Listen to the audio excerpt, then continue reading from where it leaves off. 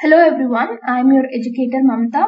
You are watching Arpita Sharma classes. You can subscribe to this channel and press the bell icon for instant update from this channel. And we are starting with UPSC Plus series on Indian geography. And today let us learn about nitrogen, oxygen and hydraulic cycle.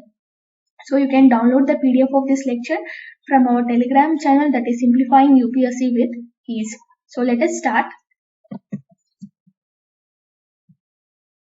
So this nitrogen, hydraulic and the oxygen, these are the part of biogeochemical cycle. So what is this biogeochemical cycle? Bio means living and geo means atmosphere, lithosphere and hydrosphere.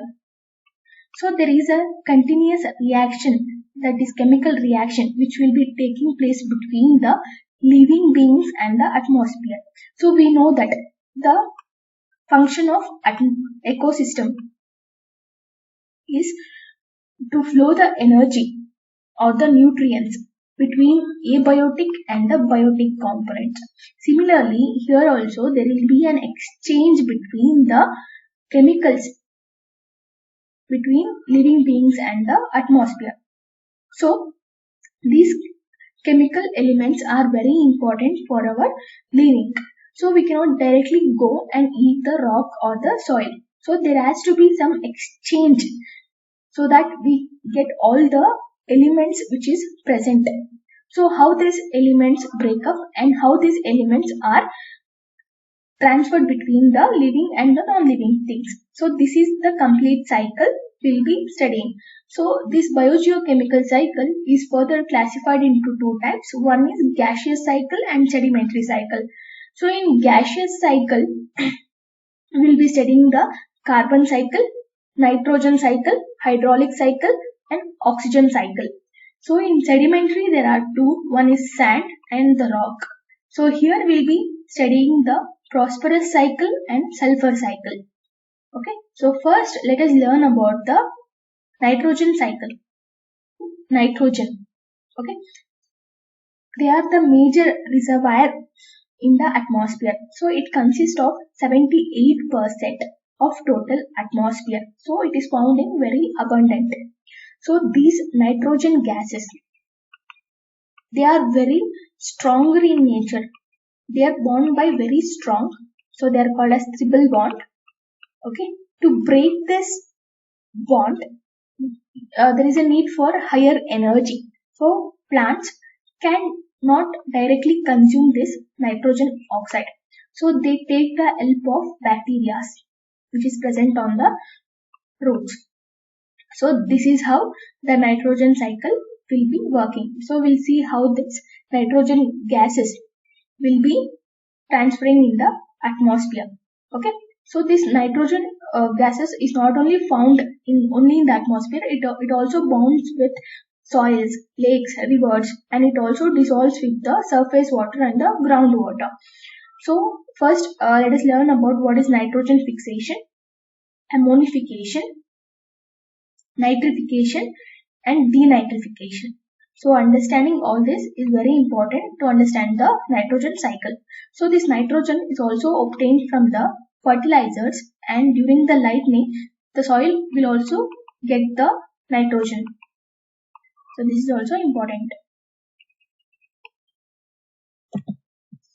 So this is the nitrogen cycle. So the bacteria which will be breaking this nitrogen is called as ribosome bacteria. So this bacteria is present in the roots of the plants. Okay. So the nitrogen is found abundant in the atmosphere. So plants directly can't consume this nitrogen. So they take the help of bacteria, that is ribosome.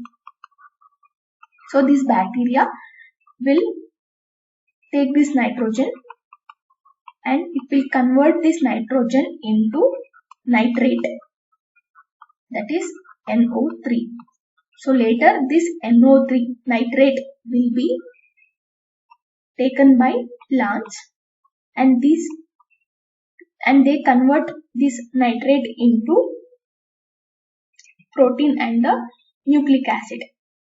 So this process is called as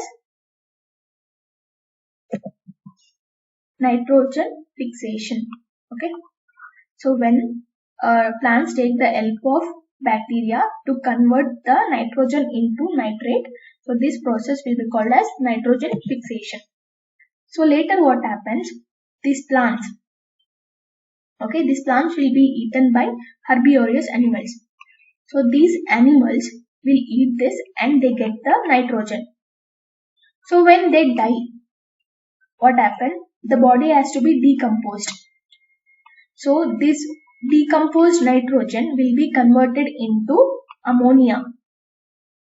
So again, ammonia cannot be directly consumed by the plants. Again, bacteria will be coming into the picture. Again, this bacteria will convert this ammonia into nitrate. Okay, that is NO2. So this process, which bacteria will be converting the ammonia into nitrate, NO2, this process will be called as ammonification. Okay, ammonification. So later what happens? This NO2, again it is not for the plants. Again it has to be converted into NO3, that is nitrate. So again bacteria will be converting from NO2 to NO3. So this process will be called as nitrification. Okay. So conversion of NO2 into NO3.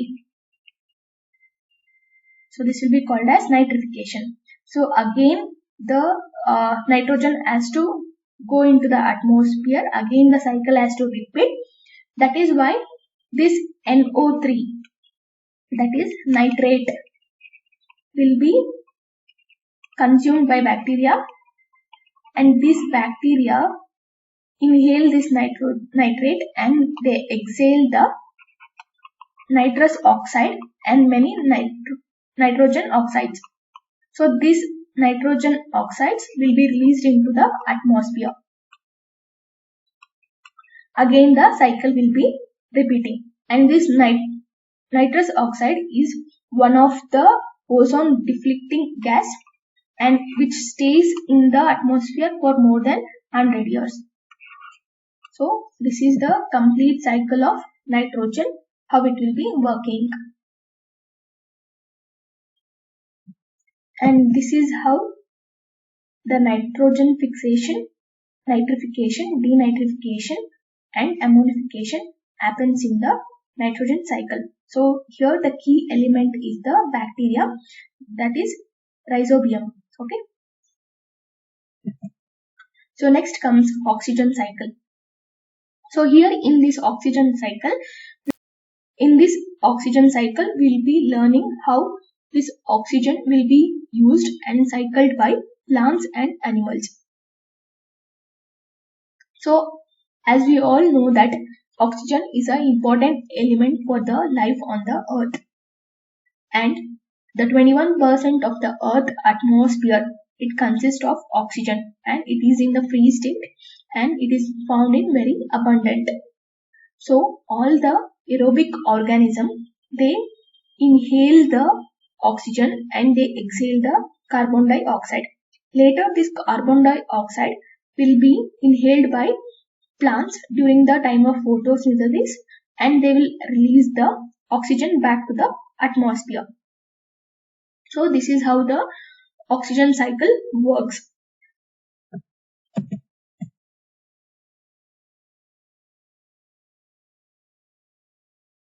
So this is how the cycle repeats. In the atmosphere, the oxygen will be inhaled by the animals, and these animals will be giving out the carbon dioxide, and again carbon dioxide will be inhaled by the plants during the time of photosynthesis, and oxygen will be released back to the atmosphere. Okay, so this is the cycle of oxygen, and these are the elements like respiration, decomposition, combustion and the rusting. So these all elements need the oxygen. For composition of an dead animal, they need a oxygen. For the combustion, when burning a fossil fuel in the industries, they need the oxygen, and the metal will be resting when it come with the influence of the oxygen. Okay, so these all will be taking the oxygen and giving out the carbon dioxide. So during the photosynthesis, what happens? It will be taking the carbon dioxide and it will be giving out the oxygen. So this will be balanced. So how this oxygen cycle will be affected? By illegal cutting of trees or excessive use of pesticides. So this will affect the oxygen cycle and it will later affect in the global warming and greenhouse effects.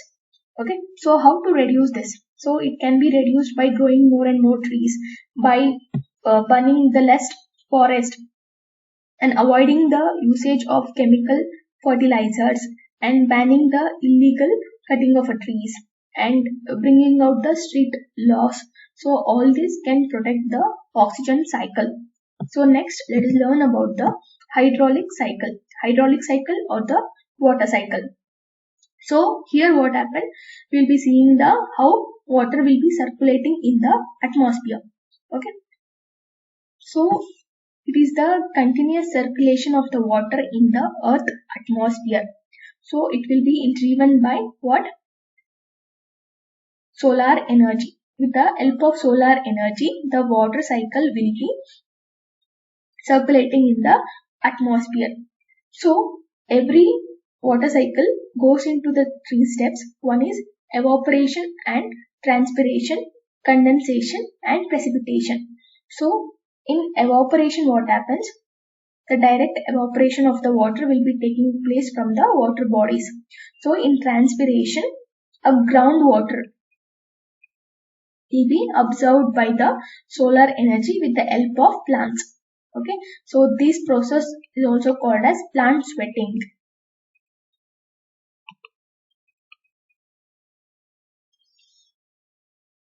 And in condensation, what happened?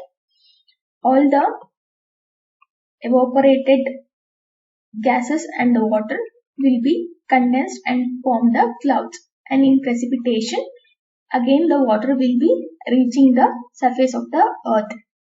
So this is the complete process of the water. Again the cycle will be repeating. Again the evaporation, again the condensation, again the precipitation. So this is the complete process of the hydraulic cycle. So today we learned about nitrogen cycle, oxygen cycle and water cycle. Hope you liked this video. Thank you.